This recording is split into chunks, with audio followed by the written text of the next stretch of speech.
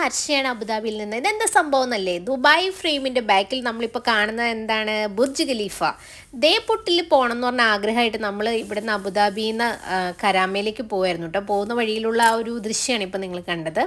ദേപുട്ടിൽ പോകണമെന്ന് കുറേ നാളായിട്ടുള്ള ആഗ്രഹമാണ്. മെയിനായിട്ടുള്ള പ്രോബ്ലം എന്താണെന്ന് വെച്ചാൽ എപ്പോൾ അവിടെ ചെന്നാലും പുറത്ത് നല്ല ക്യൂ ഉണ്ടാവാറുണ്ട്. അങ്ങനെ ക്യൂവിൽ നിന്ന് ഭക്ഷണം കഴിക്കേണ്ട കാര്യമില്ല എന്ന് പറഞ്ഞുകൊണ്ട് രേഷട്ടെ ഒറ്റ തവണ അവിടെ കയറാൻ സമ്മതിക്കാറുണ്ടായിരുന്നില്ല. എന്തായാലും ഇത്തവണ നമ്മൾ ചെന്നപ്പോൾ തന്നെ അവരോട് നമ്മുടെ പേരും ഫോൺ നമ്പറും ഒക്കെ കൊടുത്തു. അപ്പോൾ അവർ പറഞ്ഞു ഒരു 10 മിനിറ്റ്. ആ 10 മിനിറ്റിൽ വേഗം തന്നെ അവിടെ അടുത്തുള്ള ഒരു ചിൽഡ് പാലട കിട്ടുന്ന സ്ഥലമുണ്ട്. അവിടെ പോയി പാലടയൊക്കെ കുടിച്ച് നൈറ്റ് അവിടേക്ക് ഒന്ന് കറങ്ങി വന്നപ്പോഴത്തേനും ദേപുട്ടിന്ന് നമുക്ക് വിളി വന്നു. സൂപ്പറായിട്ടുള്ളൊരു കടയായിരുന്നു കേട്ടോ. എനിക്ക് ഏറ്റവും ഇഷ്ടപ്പെട്ട കുറേ നാളുകൾക്ക് ശേഷം ഭക്ഷണം കഴിച്ചൊരു ഹോട്ടലായിരുന്നു ദേപുട്ട്. പുട്ടിൽ എന്തൊക്കെ വെറൈറ്റി ഉണ്ടാവും എന്നൊക്കെയുള്ള ഒരു ആകാംക്ഷ ഉണ്ടായിരുന്നു. എങ്ങനെയായിരിക്കും ഇവിടുത്തെ ഫുഡ്, എന്താണ് ഇവിടെ ഇത്രയും തിരക്കിന് കാരണം, അങ്ങനെയൊക്കെ കുറേ കാര്യങ്ങൾ ഇങ്ങനെ അറിയണമെന്ന് ആഗ്രഹമായിട്ടാണ് നമ്മൾ അവിടെ ഇരുന്നത്. കുറേ ഐറ്റംസ് ഉണ്ടായിരുന്നു കേട്ടോ. ലൈവായിട്ട് നമുക്ക് അപ്പം ചുട്ട് കിട്ടും, അതേപോലെ തന്നെ നമുക്കവിടെ മസാല ദോശ കിട്ടും. ഫുഡ് ഐറ്റംസ് മാത്രമല്ല എല്ലാം കിട്ടും.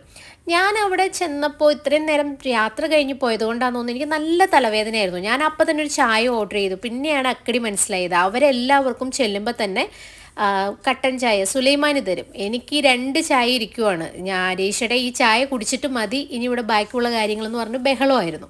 ശ്രീകുട്ടിയാണെങ്കിൽ ഒരു വാട്ടർമെലൺ ജ്യൂസൊക്കെയാണ് ഓർഡർ ചെയ്തത്. യാത്ര ചെയ്തുകൊണ്ട് ശ്രീകുട്ടി നല്ല ടയേർഡായിരുന്നു. ഇനി എന്തെങ്കിലും കഴിക്കുമോ എന്നുള്ള കാര്യത്തിൽ എനിക്ക് സംശയമായിരുന്നു. ഞാനിത് ഈ 2 ചായയും വെച്ചിങ്ങനെ അന്തം വിട്ടിരിക്കുകയാണ്. ഇത് കുടിക്കണോ? പാൽ ചായ ഓർഡർ ചെയ്തു, ഈ സുലൈമാനിയും വന്നു. എന്നാൽ വേണ്ടാന്ന് പറയണമെന്ന് വിചാരിച്ചതിന് ഇവർ പറഞ്ഞു രണ്ടും സൂപ്പറാണെന്ന്. എന്നാലും ഞാൻ വിചാരിച്ചു ആദ്യം എന്നാൽ ഈ പാൽ ചായ കുടിക്കാം എന്നൊക്കെ പറഞ്ഞ് ഞങ്ങൾ ഇരുന്നു. ശ്രീകുട്ടി വാട്ടർമെലൺ ജ്യൂസ് മേടിച്ചിട്ട് കുടിക്കണോ വേണ്ടയോ അങ്ങനെയൊക്കെയുള്ളൊരു ബഹളത്തിൽ തന്നെയായിരുന്നു ശ്രീകുട്ടിയും. ദേപുട്ട് ഒരു നല്ല ഓപ്ഷനാണ് കേട്ടോ. ഒരിക്കലെങ്കിലും പോയി നമ്മളൊന്ന് ഭക്ഷണം കഴിച്ച് നോക്കണമെന്ന് എനിക്ക് മറ്റുള്ളവരോട് പറയാൻ തോന്നിയ ഒരു ഹോട്ടലാണ് കേട്ടോ. കുട്ടു ഓർഡർ ചെയ്തത് ചിക്കൻ പെരട്ടും പുട്ടുമായിരുന്നു. രജിഷയുടെ ഓർഡർ ചെയ്ത് ബീഫ് പെരളനും പുട്ടുമായിരുന്നു. പക്ഷേ എനിക്കെന്തോ ഈ ചിക്കൻ പെരട്ട് ഭയങ്കര ഇഷ്ടമായി. ഇവരൊരു സാലഡ്, അതിൻ്റെ കൂടെ ഒരു ഗ്രേവി, പുട്ട്, പിന്നെ ചിക്കൻ പെരട്ട് അങ്ങനെയാണ് കേട്ടോ നമുക്ക് തരുന്നത്.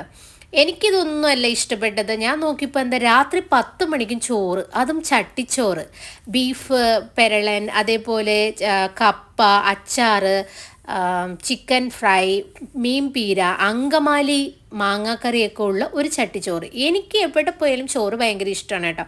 അങ്ങനെ അടിപൊളി ഒരു ചട്ടിച്ചോറ് രാത്രി 10 മണിയൊക്കെ കഴിച്ച് ഞങ്ങൾ സന്തോഷമായിട്ട് തിരിച്ചു വന്നു. താങ്ക്